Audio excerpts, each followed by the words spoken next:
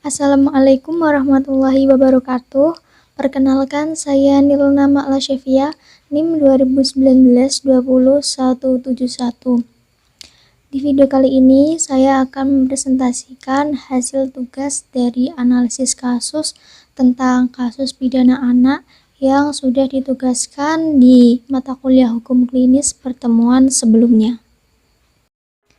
Sebelum kita mengetahui bagaimana analisis dari kasus ini, penting kita ketahui bagaimana latar belakang atau asal-usul kasus ini bisa terjadi.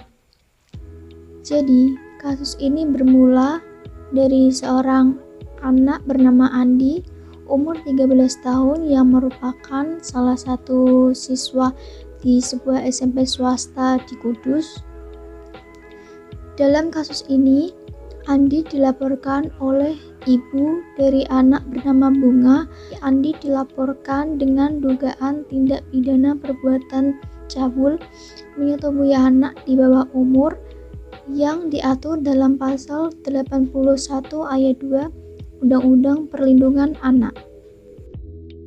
Penting untuk kita ketahui bahwa Undang-Undang SPPA mengatur mengenai anak yang sudah berusia 12 tahun sampai anak yang belum berusia 18 tahun.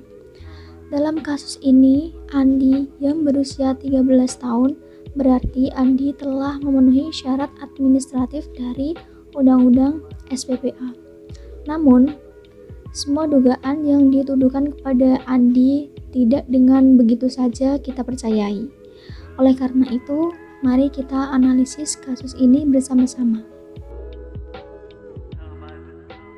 Baik, kita masuk ke bagian analisis kasus.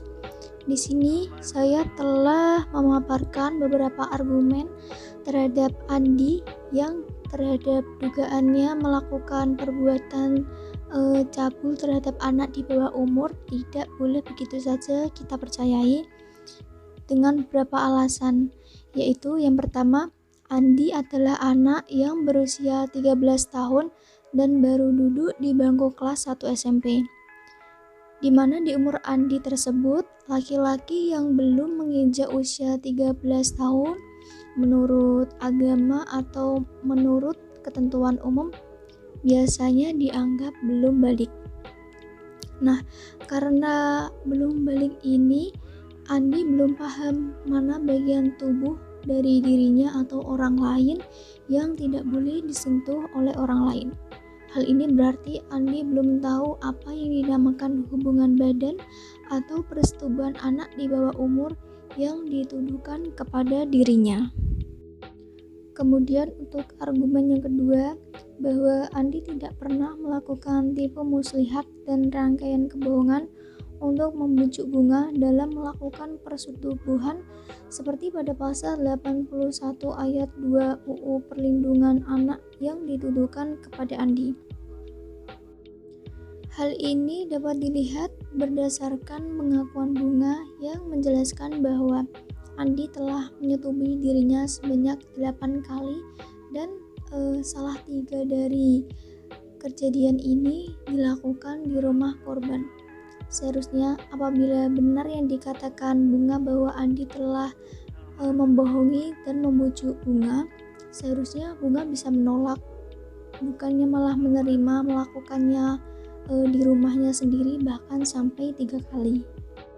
Untuk argumen yang ketiga, bahwa mengenai hasil visum et repertum terhadap diri korban, diketahui bahwa terdapat luka lecet memar pada bibir kemaluan. Hal ini tidak dengan mudah begitu saja dijadikan sebagai bukti bahwa Andi telah melakukan persetubuhan kepada Bunga, karena sebelumnya tidak dijelaskan atau Bunga tidak memberi keterangan apakah dirinya pernah mengalami peristiwa terjatuh atau peristiwa lainnya yang menyebabkan luka pada alat vitalnya. Kemudian untuk upaya hukum yang akan saya ambil sebagai kuasa hukum Andi, yang pertama yaitu mengumpulkan alat bukti guna melumpuhkan pembuktian dari penyidik dan mematahkan tuduhan yang ditujukan untuk Andi. kedua, menanyakan kepada saksi ahli dan terdakwa sendiri yaitu Andi mengenai kesaksian atau bagaimana sebenarnya kasus ini terjadi. Kemudian yang ketiga yaitu mengajukan eksepsi, di mana eksepsi ini yaitu nota keberatan dan atau pledoi atau nota pembelaan.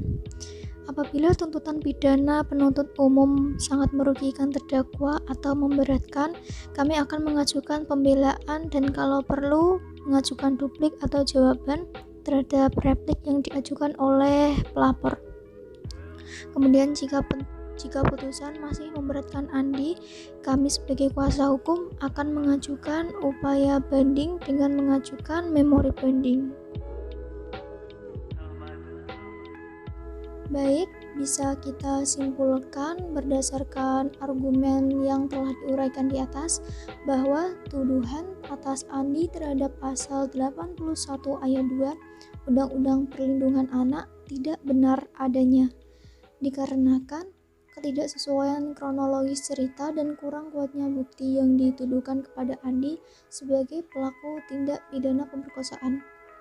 Oleh karena itu, apabila memang perbuatan Andi yang disebutkan atau diuraikan oleh Bunga tersebut tidak benar adanya, Andi berhak meminta untuk ganti rugi serta pemulihan nama baik untuk dirinya.